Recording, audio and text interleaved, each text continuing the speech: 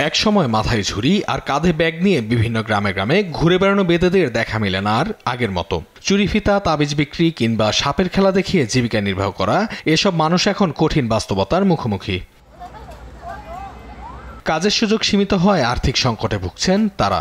ঈদ তাদের জন্য বয়ে আনেনি কোনো ধরনের খুশির বার্তা।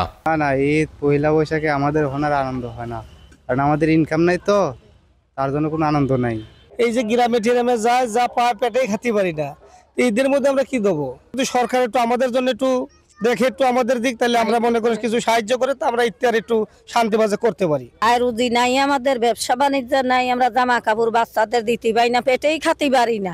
জেলার সমাজসেবা কার্যালয়ের তথ্য মতে মানিকগঞ্জে ৭ উপজেলায় প্রায় ৫০০ ভাসমান বেদে পরিবার রয়েছে। ২০১৯-২০ অর্থ বছরে তাদের জন্য একটি অনুদান প্রকল্প চালু ছিল, যা বর্তমানে বন্ধ রয়েছে। বেদে পরিবারগুলোকে সরকারিভাবে সহযোগিতা করার আহ্বান সুজনের। আমি মনে করি যে ঈদ বা বিভিন্ন পূজা পার্বণে তাদের জন্য সরকারের বিভিন্ন ধরনের ব্যবস্থা থাকা দরকার এবং তাদের প্রতি আমাদের মানবিক হওয়া দরকার। আশা করব সদস্য সরকার বা আমাদের জেলার প্রশাসন, অন্যান্য যে সংস্থাগুলো আছে তারা তাদের ব্যাপারে অনেকটা আন্তরিক হবে।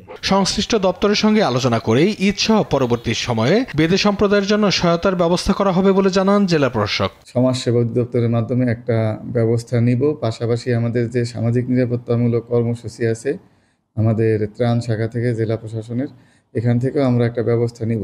আধুনিক সভ্যতায় পিছিয়ে পড়া বেদে সম্প্রদায়ের পাশে থেকে সার্বিক সহযোগিতা করবে সরকার, এমনটাই প্রত্যাশা সবার। নিউজ ডেস্ক, দেশ টিভি।